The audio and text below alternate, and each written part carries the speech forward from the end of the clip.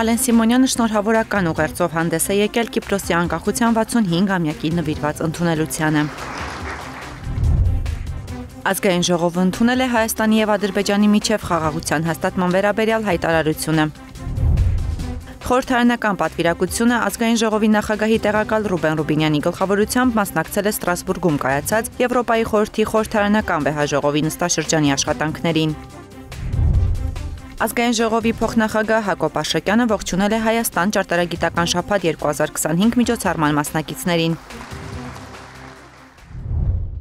Ազգային ժողովի նախագահի որոշմամբ падգամավորների նախաձեռնությամբ գումարվեց արտահերթ նիստ։ Օրակարգում Հայաստանի և Ադրբեջանի միջև խաղաղության հաստատման վերաբերյալ Ազգային ժողովի հայտարարության նախագիծն է։ Փաստաթղթի հեղինակը քաղաքացիական պայմանագիր խմբակցությունն է։ Հարցի քննարկման ընդդիմությունը չմասնակցեց։ Խաղաղությանը միտված հայտարարության նախագիծը ամբիոնից մանրամասնեց Հայկ Կոնջորյանը։ Խմբակցության ղեկավարը նախ անդրադարձավ օգոստոսի 8-ին Վաշինգտոնում Ամերիկայի Միացյալ Նահանգների նախագահ Դոնալդ Թրամփի, Հայաստանի Հանրապետության վարչապետ Նիկոլ Փաշինյանի և Ադրբեջանի Հանրապետության նախագահ Իլհամ Ալիևի եռակողմ հանդիպմանն ու համատեղ հռչակագրին։ Ըստ էության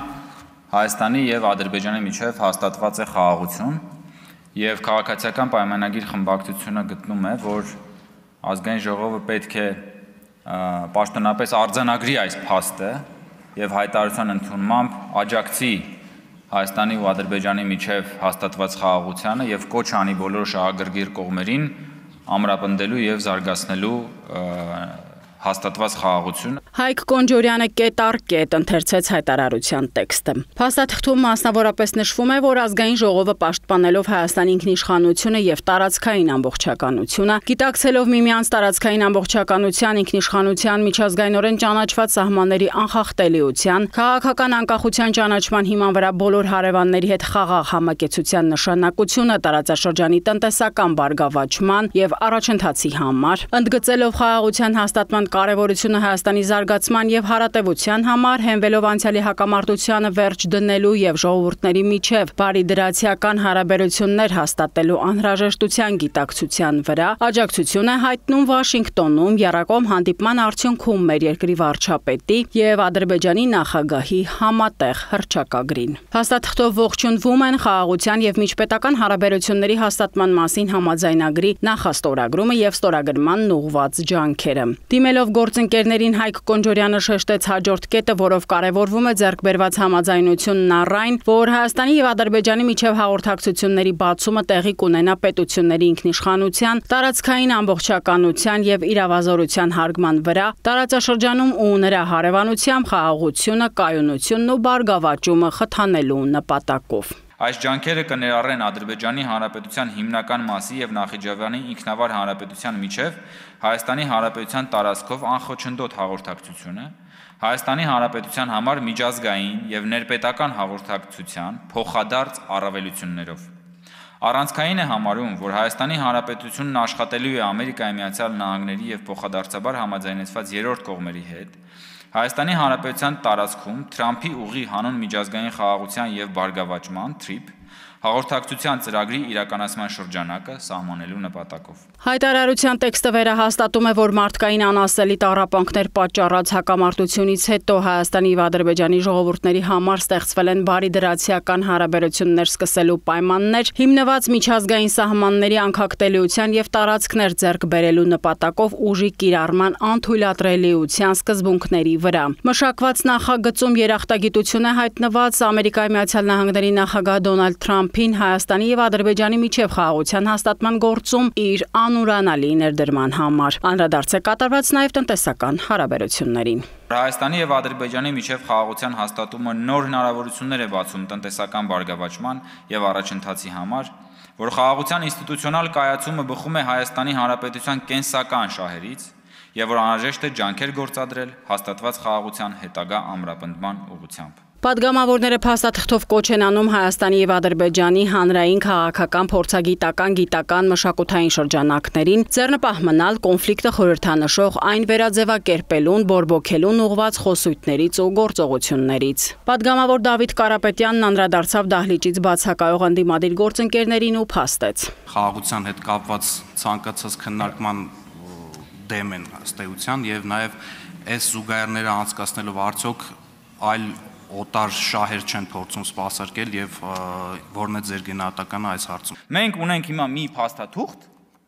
ստորագրված Սպիտակ տանը, եւ այդ փաստաթղթի ներքո նաեւ դրված է Ամերիկայի Միացյալ Նահանգների նախագահի ստորագրությունը, համաձայն որի մենք արձանագրել եւ ցեմենտել ենք այն 5 սկզբունքը, որով որ մենք պաշտպանելու ենք մեր տարածքային ամբողջականությունը, ինքնիշխանությունը, իրավազորությունը եւ այլն։ Սրանից ավելի կարեւոր կռվան չկա։ Արտաքին հարաբերությունների մշտական հանձնաժողովի նախագահի դիտարկմամբ էլ այսօր առավել քան երբևէ անելիք ունենք։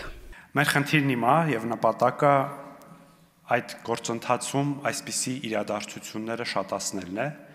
եւ հասցնել մի այնպիսի հանգրվանի, որ խաղաղության փաստը անշրջելի լինի,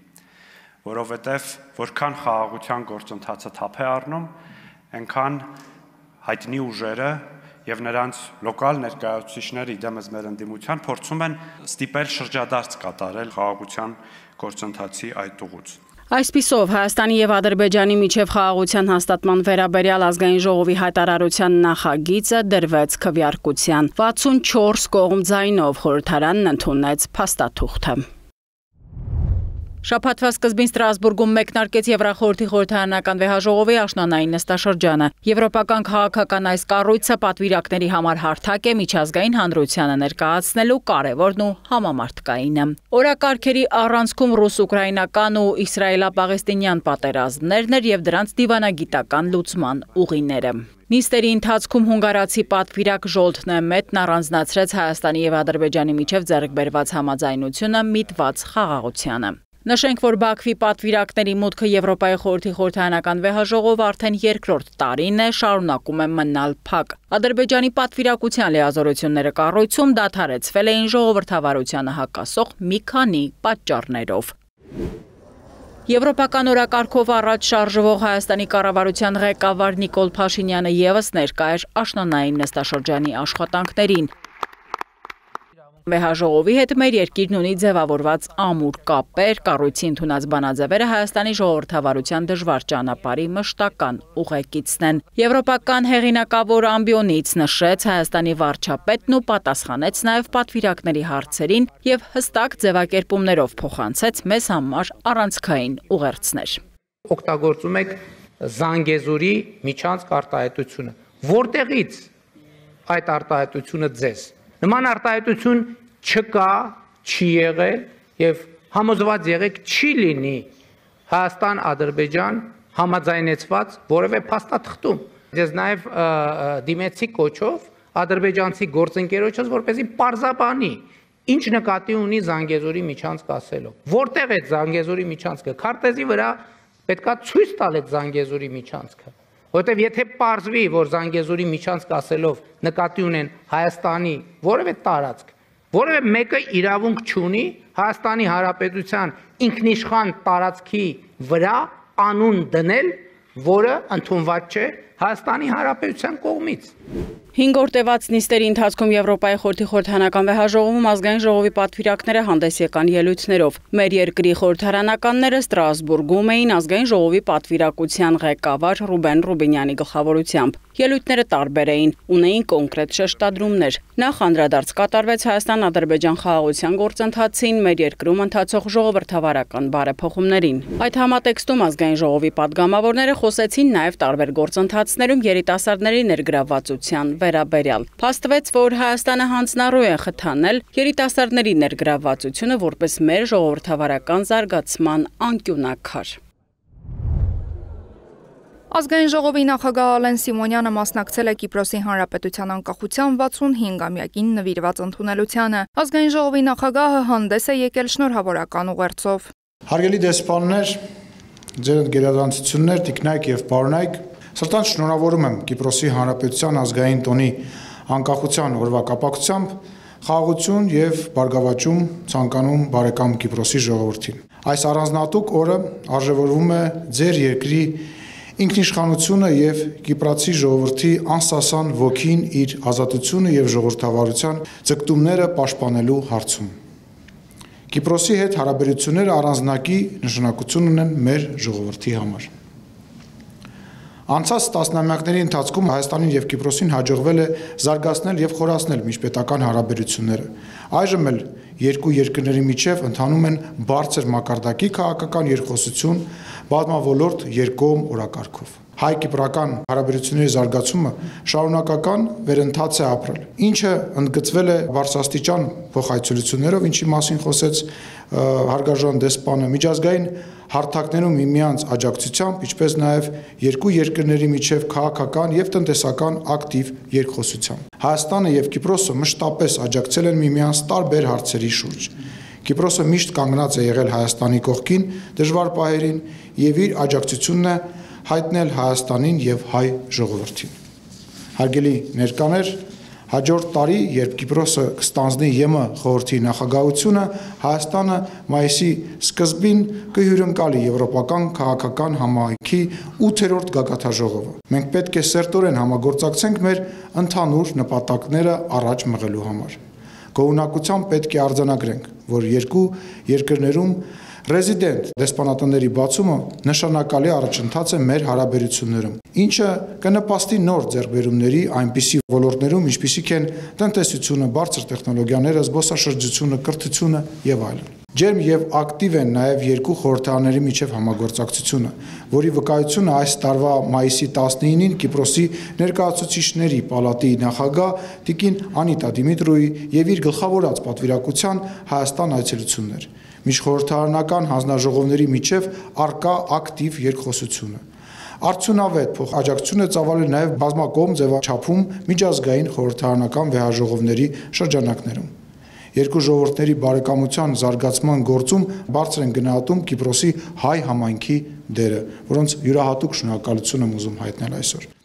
Ամփոփելով խոսքս ցանկանում եմ վերահաստատել համատեղ սերտ համագործակցության շահագրգռվածությունը ինչպես երկկողմ, այնպես էլ տարածաշրջանային օրակարգի արդի հարցերի շուրջ։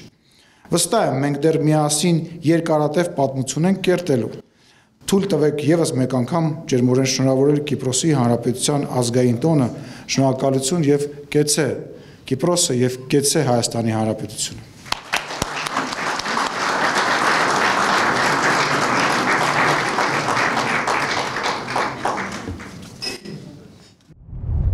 Այս շաբաթ խորհրդարանը գումարեց հերթական նիստեր աշխատանքների սկզբում ազգային ժողովի քաղաքացիական պայմանագիր խմբակցության կազմահամալրած պատգամավոր Վանիկ Օհանյանը երդվեց հանուն համազգային նպատակների իրականացման եւ հայրենիքի հզորացման ու բարգավաճման երդվում եմ։ Այնուհետև խորհրդարանն անցավ օրենսդրական նախաձեռնությունների քննարկման այս անգամ օրակարգում 14 հարցեր։ Կառավարությունն առաջարկում է լրացումներ եւ փոփոխություններ կատարել Հայաստանի Հանրապետության քրեական օրենսգրքում ու ռազմական ոստիկանության մասին օրենքներում, ինչի արդյունքում հստակեցվում են վարչական հավաքներից խուսափելու դրսևորման ձևերն ու պատասխանատվության չափը։ Ռազմական ոստիկանության իրավասություններում հստակեցվում է ռազմական ոստիկանության գործունեությունը ոչ միայն հանցագործությունները կանխելիս եւ խափանելիս, այլև հայտնաբերելիս եւ բացահայտելիս, ռազմական ոստիկանության իրավասություն է վերապահվում աջակցել զինկոմիսարիատներին, քաղաքացիներին զինվորական հաշվառման, պարտադիր կամ զորահավաքային զորակոչի, պայեստազորային պատրաստության միջոցառումներին կազմակերպման գործընթացում, ռազմական ոստիկանությունը լիազորվում է ապահովելու քրեական վարույթ իրականացնող մարմինների գրավոր պահանջի հիման վրա վարույթի շրջանակներում ձերբակալված կամ կալանավորված զինծառայողների տեղափոխումը եւ ուղեկցումը նշված վայրեր, անհրաժեշտ քննչական եւ դատավարական գործողություններին մասնակցելու նպատակով։ 25-օրյա վարժական հավաքների համակարգում բազում խնդիրներ կան։ Սա Հայաստան խմբակցությունից Գեգամ Մանուկյանի դիտարկումներ։ Թող չհոխորտան, որ պայմանագրային զինծառայողներով մեր զինված ուժերը լցված են։ Ոչ, վարժական հավաքները բացը լրացնելու համար է։ Նախկինում վարժական հավաքները իրականացվել են, ես չեմ վարանի այս բառը օգտագործել, հիմնականում ձևական։ Իսկ այսօր իրականացվում են ըստ էության, ըստ բովանդակության, ըստ նշանակության։ Ի պատասխան Գեգամ Մանուկյանի նկատառումների երկրի պաշտպանական գերատեսչության փոխնախարարը մեկ հավելում եւս արեց։ Ցանկալի չի այս ամբիոնից հնչեցնել, որ զորքի թվականակը չի հերիքում, դրա համար վարժական հավաքներին ներկայացնում են մարդկանց նաև մարտական հերթապահության։ Այդ ամբողջը իրականացվում է մասնագիտական գիտելիքների, կարողությունների ամրապնդման եւ նաեւ մարտական հերթապահություն իրականացնելու միջոցով իրենց ծառայությունն իրականացնելու համար։ Խորհրդարանը երկրորդ ընթերցմամբ հաստատեց քննարկված նախագիծը։ Ազգային ժողովը քննարկեց Հայաստան խմբակցության կողմից արտահերթ համարված քրեական օրենսգրքում փոփոխություն նախատեսող օրենքի նախագիծը։ Առաջին ընթերցմամբ ներկայացված օրենսդրական նախաձեռնությունը վերաբերում է ցեղասպանություններին եւ մարդկության դեմ ուղղված հանցագործությունները հրապարակայնորեն հերքելուն, արդարացնելուն, դրանք քարոզելուն կամ դրանց վտանգավորությունը նսեմացնելուն։ Նախագիծն ազգային ժողովի ամբիոնից ներկայացրեց խմբակցության քարտուղարը։ Շատ կարևոր է, որպեսզի մենք կարողանանք թե հայոց ցեղասպանությունը, թե Հայաստանի Հանրապետության կողմից պաշտոնապես ճանաչված ցեղասպանությունները եւ թե նաեւ միջազգայինորեն ճանաչված ցեղասպանությունները արդարացնողների նկատմամբ կամ այն դրա բացական ազդեցությունը նվազեցնելու հրապարակային հայտարարություններ կատարողների նկատմամբ իրականացնենք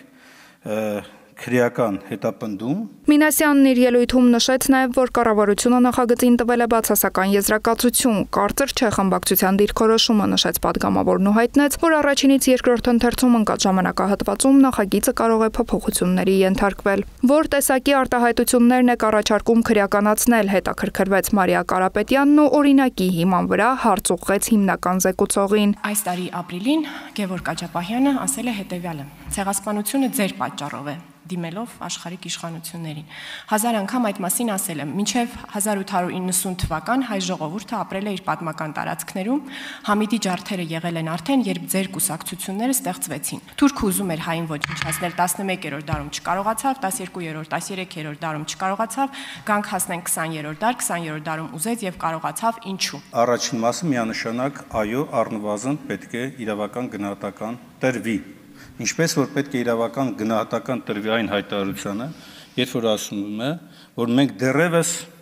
պետք է պարզենք, ինչ տեղի ունեցավ մեր հետ 1915 թվականին կամ այն ժամանակ, երբ հայ ժողովուրդը գնում էր կառափնարան կամ չգիտեմ ինչ, այլ կերպ ասած, երբ փորձ է արվում զոհին ներկայացնել որպես մեղավոր անձ։ Նախագծի ընդունման անհրաժեշտությունն այս պահին բացակայում է, սա էլ պետական իրավական հարցերի մշտական հանձնաժողովի դիրքորոշումն էր, որ ներկայացրեց Ալխազ Ղազարյանը։ Հայաստանի Հանրապետության քրեական օրենսգրքի 136-րդ հոդվածը արդեն իսկ նախատեսել է նախագծով ներկայացված արարքի քրեականացումը, ուստի կոչ եմ անում գործընկերներին դեմ քվեարկել նախագծին։ Որոնք են պատահության որոշման չափորոշիչները, հետաքրքրվեց Արտուր Խաչատրյանը։ Հայաստանի Հանրապետությունում ոչ մի Հայաստանի Հանրապետության քաղաքացի չի հերքել, չի հերքում ու չի էլ հերքելու հայոց ցեղասպանությունը, այնպես որ այն քրեականացման հոդվածն էլ որ կա, եթե նույնիսկ էլ լինի, կարծում եմ ամբողջությամբ ծածկելու է։ Հարցի առնչությամբ ելույթներ ունեցան թե ընդդիմադիր, թե իշխող ուժերի ներկայացուցիչները, ընդդիմությունն ընդգծեց այսօրվա իշխանությունների քաղաքականության մեջ ցեղասպանության հետևանքները նսեմացնելուն ուղղված գործողություններ են նկատվում։ Իշխող ուժի падգամավորներն էլ պնդեցին, ընդդիմությունը հերթական կեղծ օրակարգն է շրջանառում։ Վերջինիս գործունեությունը կամ մանիպուլյացիան է, կամ գուշակություն է։ 2 ժամ տևած քննարկումների ու քաղաքական բանավեճերի արդյունքում խորհրդարանը չընդունեց քննարկված օրենքի նախագիծը։ Օրենսդիրը քննարկեց նաև թափոնների մասին օրենքում եւ վարչական իրավախախտումների վերաբերյալ օրենսգրքում փոփոխություններ եւ լրացումներ կատարելու մասին օրենքների նախագծերի փաթեթը։ Գործադիրը թափոնների կառավարման ոլորտում արկա խնդիրների լուծման, թափոնների կառավարման համակարգի կատարելագործման, օրենսդրական բարեփոխումների շարունակական ընթացքն ապահովելու նպատակով նախաձեռնել է օրենսդրական փոփոխությունների իրականացման գործընթաց։ Այսպիսով օրենքը կլրացվի վտանգավոր թափոնների համար պոլիգոն, թափոնների սեփականատեր, թափոնների կուտակում հասկացություններով կամրագրվեն թափոնների արդյունավետ կառավարման սկզբունքները, որոնցից են թափոնների տեսակավորումը, գործունեության ստորակարգության կիրառումն ու շրջակա միջավայրը թափոններով աղտոտողների պարտականությունները։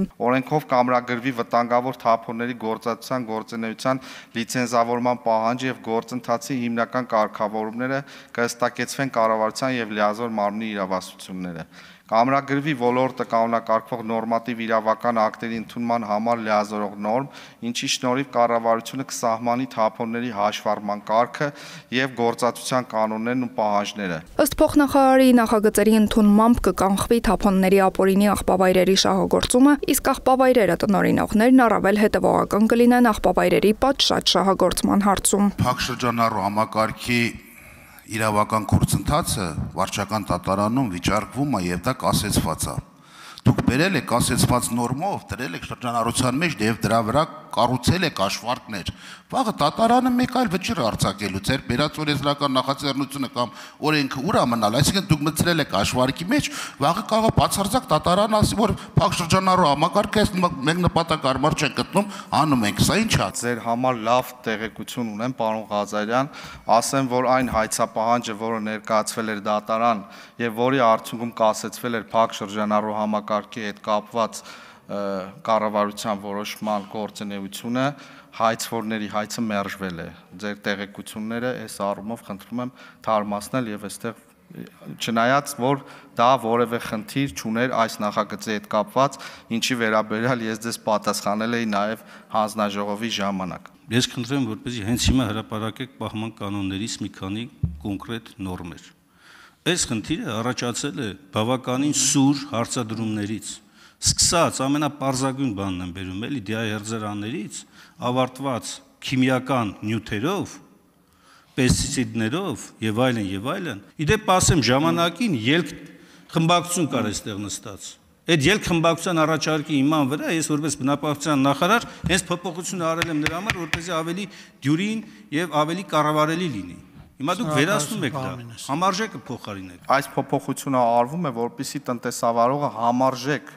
եւ ողջամիտ ժամկետ ունենա իր կողմից առաջացրած թափոնը համապատասխան տեղափոխման եւ վերացման ենթարկելու ու այդ ընթացքում չունենա բյուրոկրատական խնդիրներ։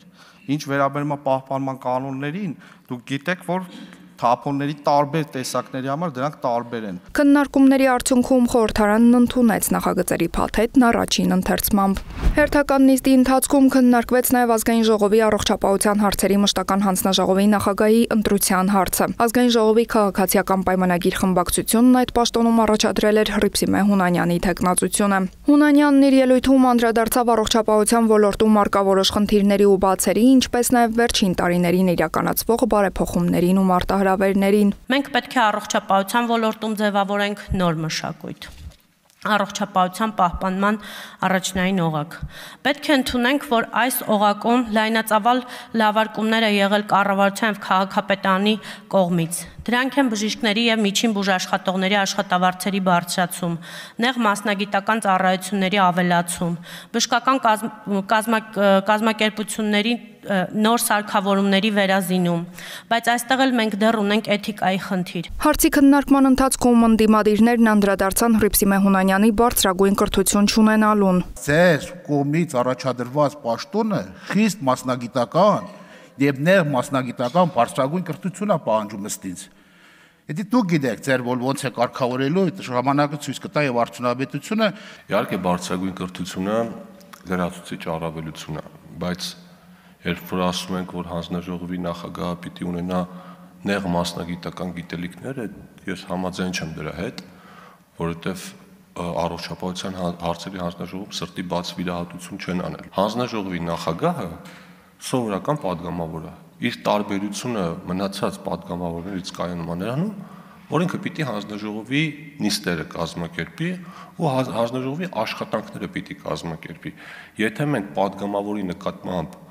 բարձրագույն կրթության պահանջ չենք սահմանել, հանձնաժողովի նախագահի նկատմամբ էլ պիտի նման պահանջ չսահմանենք։ Ազգային ժողովի 107 падգամավորից Փակ Գաղտնի քվեարկությանը մասնակցեց 61-ը, ձայները պաշխվել են հետևյալ կերպ՝ կողմ 61, դեմ 0։ Այսպիսով Հռիփսիմե Հունանյանն ընտրվեց հանձնաժողովի նախագահի պաշտոնում։ Կոռուպցիայի կանխարգելման հանձնաժողովի անդամի ընտրության հարցը եւս նիստերի օրակարգում էր։ Մրցութային խորհրդի որոշմամբ կոռուպցիայի կանխարգելման հանձնաժողովի անդամի թափուր պաշտոնում առաջադրվել էր Լևոն Բալյանի թեկնածությունը։ Թեկնածուն ելույթում ներկայացրեց իր մասնագիտական ուղին ու հանձնաժողովի անդամ ընտրվելու դեպքում իր գործունեության տեսլականը։ Ազգային ժողովի հաշվիչ հանձնախմբի նախագահ Նարեկ Բաբայանը տեղեկացրեց, որ ազգային ժողովի падգամավորներից քվեարկությանը ոչ ոք չի մասնակցել եւ որոշում չի կայացվել։ Արդյունքում Լևոն Բալյանը չընտրվեց կոռուպցիայի կանխարգելման հանձնաժողովի անդամ։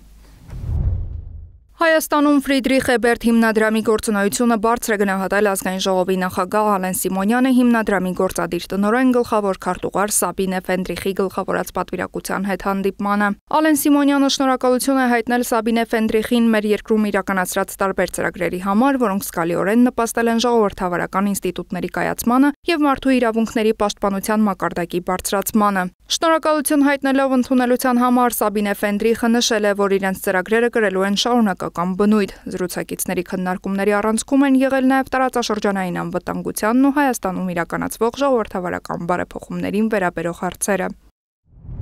Ֆրիդրիխ Էբերտ հիմնադրամի գործադիր տնօրեն գլխավոր քարտուղար Սաբինե Ֆենդրիխի գլխավորած պատվիրակության հետ հանդիպել են նաև աշխատանքի եւ սոցիալական հարցերի մշտական հանձնաժողովի անդամները։ Հանձնաժողովի նախագահ Հերիկ Նաստիգրանյանը կարևորել է արմիությունների գործունեությանը վերաբերող օրենսդրության փոփոխությանն ու աշխատանքային վեճերի արտադատական մեխանիզմի ներդրմանը վերաբերող հիմնադրամի ունեցած փորձը։ Երկուստեք արժևորվել է ձևավորված հաջող համագործակցությունը, համատեղ ծրագրեր իրականացնելու պատրաստակամությունն ու փոխհամագործակցության շարունակականությունը։ Հայաստանը հիմնականում մոնոէթնիկ երկիր է, սակայն այստեղ հայերի կողքին ապրում են նաև 11 ազգային փոքրամասնություն։ Նրանք ունեն իրենց ավանդույթները, մտածելակերպը եւ ամենակարևորը՝ կրոնը, բայց այս ամենը չի խանգարում հայերի հետ ունենալ բարեկամական, ամուր հարաբերություններ։ Ազգային փոքրամասնությունների ավանդույթները, կրոնը, լեզվի եւ մշակույթի պահպանման ու զարգացման իրավունքներն ամրագրված են Հայաստանի սահմանադրությամբ։ Ազգային փոքրամասնությունների ամենամեծ 4 համայնքները Հայաստանի օրենսդիր մարմնում ունեն իրենց ներկայացուցիչները։ 2021 թվականից էլ մեր երկրի տոների եւ հիշատակի օրերի շարքում ամրագրվեց եւս մեկը՝ Հայաստանի Հանրապետության ազգային փոքրամասնությունների օրը, որը նշվում է հոկտեմբերի առաջին կիրակի օրը։ Օրենքի հեղինակը ես եմ եւ անհրաժեշտություն կար ազգային փոքրամասնությունների օր նշելու Հայաստանում եւ մի շարք պատճառներ ունի։ Այսօրը հնարավոր է ուշադրություն հրավիրել ազգային փոքրամասնությունների խնդիրների վրա ամենաբարձր մակարդակով։ Դա լավ տոն է, որովհետեւ բոլոր Հայաստանում գտնվող 11 ազգային փոքրամասնությունները այդ օրը այդ միջոցառմանը բոլորը մասնակցում են, մի կողմից ցույց են տալիս իրենց եղած ադատները, սովորույթները, եւ մյուս կողմից, որ բոլորը մեկը մյուսի սովորույթներին եւ ադատներին ծանոթանում է։ Ազգային փոքրամասնությունները թեև Հայաստանում իրենց օտար չեն զգում, սակայն ունեն մի շարք խնդիրներ։ Նախ եւ առաջ համայնքների խոշորացումն է, ինչպես գիտենք 2021 թվականին, երբ որ ընդունվեց վարչատարածքային մասին օրենքում փոփոխություններ եւ լրացումներ կատարելու մասին օրենքը, այդ ժամանակ շարժվի չարվեցին ազգային փոքրամասնության խնդիրները եւ դրա կարեւորությունը ազգային փոքրամասնությունների համար, այսինքն մինչ 2021 թվականին եւս եղել էր խոշորացման ծրագիր, սակայն ազգային փոքրամասնության համայնքները չէին խոշորացվել։ Ազգային փոքրամասնությունների առաջնային խնդիրներից է նաև լեզվի պահպանման հարցը։ Թեև 2024-2025 թվականների ուսումնական տարում Հայաստանի մարզերի տարբեր դպրոցներում ուսուցանվում են եզդիերեն, քրդերեն եւ ասորերեն առարկաները, սակայն հարցը դրանով վերջնական չի կարգավորվում։ Լեզվի խնդիրը հատկանշական է նրանով, որ օրինակ մենք անցնում ենք ասորեն լեզուն դպրոցներով, սակայն մենք ունենք մասնագետների խնդիր եւ օրինակ օրենքներ ընդունելուց նաեւ եւ առաջ պետք է նաեւ հաշվի առնվեն ազգային փոքրամասնության խնդիրները։ Լեզվի պահպանման մասով մենք արդեն տասնյակ տարիներ խոսում ենք, որ եզդիերենը Հայաստանում մեռնող լեզու է։ Եվ միջոցներ են պետք, որպեսզի կարողանանք համայնքին նաև ավելի մատչելի դարձնել իրենց մայրենի լեզվով ուսուցումը եւ միջոցներ ձեռնարկել, որպեսզի իրենց մայրենիով կարողանան խոսել, կարողանան մտածել։ Ռուստամ Բաքոյանը հեղինակել է ազգային փոքրամասնությունների մասին օրենքի նախագիծ, որը շուտով կդրվի շրջանառության մեջ։ Ընդունման պարագայում հնարավոր կլինի լուծել բարձրաձայնված որոշ խնդիրներ։ Ազգային փոքրամասնությունները որքան էլ որ Հայաստանում կազմում են ընդհանուր բնակչության փոքր 2%-ը, նրանք արմատներով ամուր կառչած են հայկական հողին։ Իր առաջիկա ծրագրերը աշխատանքի եւ սոցիալական հարցերի մշտական հանձնաժողովին է ներկայացրել իրավունքի կենտրոն հասարակական կազմակերպությունը։ Հանդիպման ընթացքում ներկայացվել է արվեստ ժատագովություն եւ Ստամբուլյան կոնվենցիա ծրագիրը։ Այն ֆինանսավորվում է Գերմանիայի արտաքին գործերի նախարարության կողմից։ Նպատակն է խթանել Եվրոպայի խորհրդի Ստամբուլյան կոնվենցիայի վավերացումը ժամանակակից արվեստի ու մշակույթի միջոցով։ Անդրադարձ է կատարվել նաեւ կոնվենցիայի վերաբերյալ հանրության մոտ ձևավորված թյուրընկալումներին, մասնավորապես ընտանիքի ավանդական մոդելի փոփոխության վերաբերյալ մտավախություններին։ Հանձնաժողովի նախագահ Հերիկ Նաստիգրանյանը նշել է, որ Հայաստանը կարևորում է ընտանիքի ավանդական մոդելի պահպանումը եւ կոնվենցիան ամենևին միտված չէ մոդելի փոփոխությանը։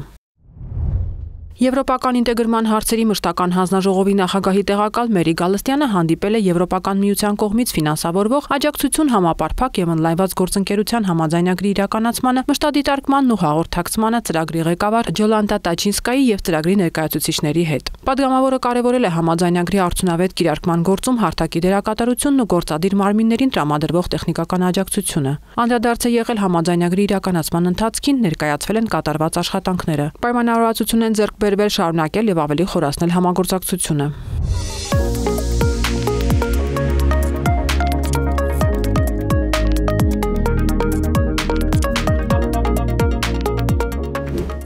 Հայաստանում ճարտարագիտության ոլորտի վերջին նվաճումները ներկայացվում են Հայաստան ճարտարագիտական շաբաթ 2025-ի շրջանակում։ Միջոցառումն անցկացվում է արդեն 9-րդ անգամ։ Ինժեներական քաղաքում կազմակերպվում են պանելային քննարկումներ ոլորտի ամենակարևոր ու հիմնարար հարցերի մասին։ Միջազգային ու տեղական մասնագետների մատուցմամբ տեղի են ունենում հիմնական բանախոսություններ նորարարական եւ տեխնոլոգիական թեմաների վերաբերյալ։ 2025 թվականի երրորդյա ծրագիրն այս անգամ անցկացվեց Երևանում եւ Վանաձորում։ Այս կարևորագույն իրադարձությանը մասնակցեց եւ ողջույնի խոսքով հանդես եկավ ազգային ժողովի փոխնախագահ Հակոբ Արշակյանը։ Ազգային ժողովի նախագահի տեղակալը նախ շնորհավորեց ներկաներին այն կարևոր փաստի առնչությամբ, որ տարվա ամենամեծ ինժեներական միջոցառումն արդեն անցկացվում է ինժեներական քաղաքում։ Ուզում եմ ողջունել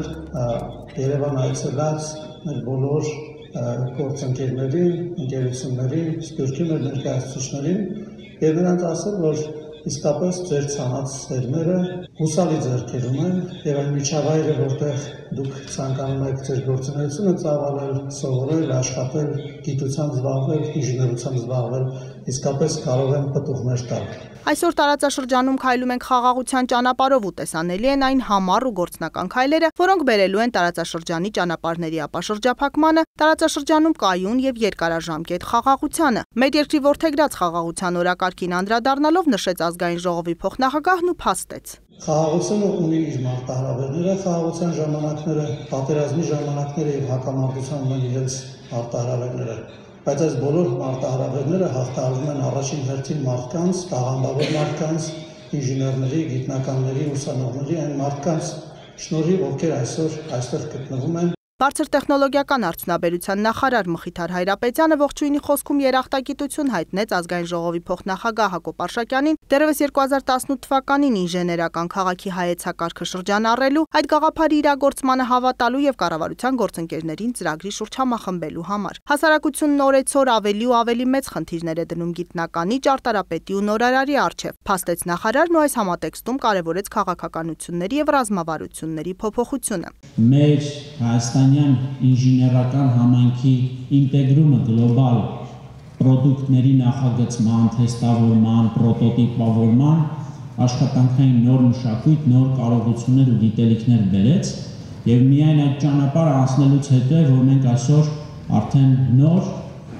ավելի մեծ երազանքներ ենք մեր առաջ դրել։ Կարևոր քայլերից մեկն այն է, որ միջավայրը հագեցած է, ունենք կազմակերպություններ, գիտական, տեխնոլոգիական ու արտադրական հզոր լաբորատորիաներ։ Արձանագրեց ձեռնարկությունների ինկուբատոր հիմնադրամի տնօրենն ու հավելեց. Մյուս կարևոր փուլը արդեն ընդլայնել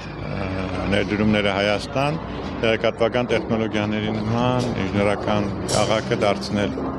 գործիք ինժեներության եւ այլ բարձր տեխնոլոգիական ոլորտների զարգացման համար։ Իմից ամենակարևոր բանը, եթե նկատում եք նաեւ հնարավորություն եք տալիս կազմակերպություններին շինարարություն իրականացնել եւ դառնալ համայնքի մաս, ոչ միայն նստելով այս գեղեցիկ շենքում, այլ ունենալ իրենց առանձնացված շենքը։ Այցի շրջանակում Հակոբ Արշակյանն ու Մխիթար Հայրապետյանը շրջեցին բարձր տեխնոլոգիական աքսելերատոր շենքում, ծանոթացան շենքային պայմաններին, այստեղ տեղակայված հետազոտական լաբորատորիաների աշխատանքին։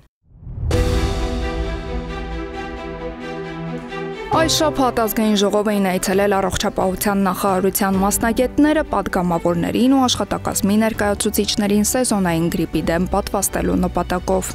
Իրականում վերջին տարիներին զգում եմ, որ իմունիտետի հետ կապված խնդիր ունեմ եւ երբեք նախկինում չեմ փորձել պատվաստվել։ Այս անգամ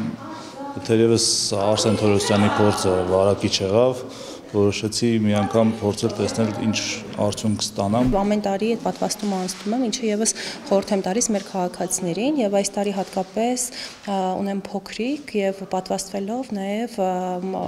պաշտպանում եմ իրեն այդ վիրուսներից։ Խորհուրդ եմ տալիս պարտադիր պատվաստվել, որովհետեւ սա հոգատարություն է ոչ միայն մեր օրգանիզմի եւ մեր առողջության նկատմամբ, այլ նաեւ մեր հարազատների, մտերիմների եւ շրջապատի նկատմամբ։ Պատվաստվելու հնարավորությունից օգտվեցին նաև ազգային ժողովի աշխատակազմի ներկայացուցիչները։ Պատվաստվել եմ սեզոնային գրիպի դեմ, որպեսզի չհիվանդանամ, եւ երկրորդը, որպեսզի վարակը չտանեմ ընտանիք։ Դա առաջնային կանխարգելիչ միջոցառումն է, անցավ շատ լավ, անցավ առանց խնդիրների։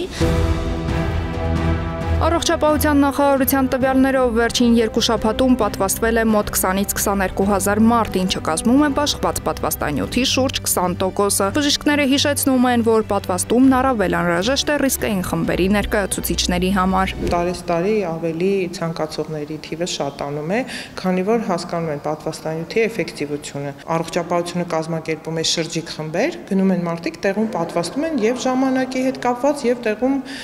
արագ որ բոլորը պատվաստվեն, ավելի հարմարավետ է։ Մասնագետները կոչ են անում քաղաքացիներին չուշացնել ու օգտվել պատվաստվելու հնարավորությունից, քանի որ գրիպի սեզոնը դեռ առջևում է։ Հիշեցնենք, որ պատվաստվել կարող է 6 ամսականից բարձր յուրաքանչյուր քաղաքացի, մոտենալով իրեն հարմար ցանկացած պոլիկլինիկա։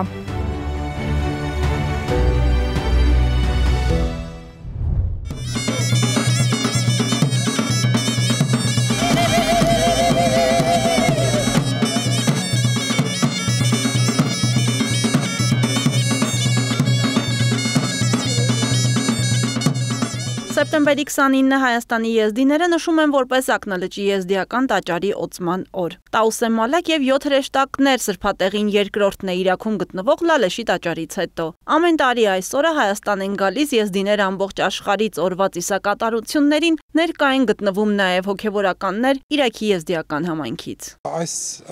սրբավայրը դարձավ եզդիների կամրջող կենտրոնը, որտեղ եզդիները աշխարհի բոլոր երկրներից ժամանում են եւ հանդիպում են, միասին անցկացնում են այս օրը։ Եզդիների միասնականության առումով է կարևոր եւ կրոնի պահպանման առումով էլ այն էլի անկյունաքարային դեր է խաղում։ Եկել ենք առիթը պետք է նշենք եւ գնանք եզդիների առիթն է։ Իրար շնորհավորում ենք։ Մենք 4-ը դպրոցում իրար ընկերներ ենք։ Դպրոցի չուտեք դուրս եկել այս օրվա համար։ Հա, երրորդ ժամից։ Ինչ եք ասել, որ եկել եք։ Ասել ենք մեր եկեղեցու բացելու օրն է, մենք պիտի գնանք ապրում։ Եզդիական տաճարի բացման հանդիսավոր արարողությունը տեղի է ունեցել 2012 թվականի սեպտեմբերի 29-ին եւ օրը հռչակվել է որպես ուխտագնացության օր։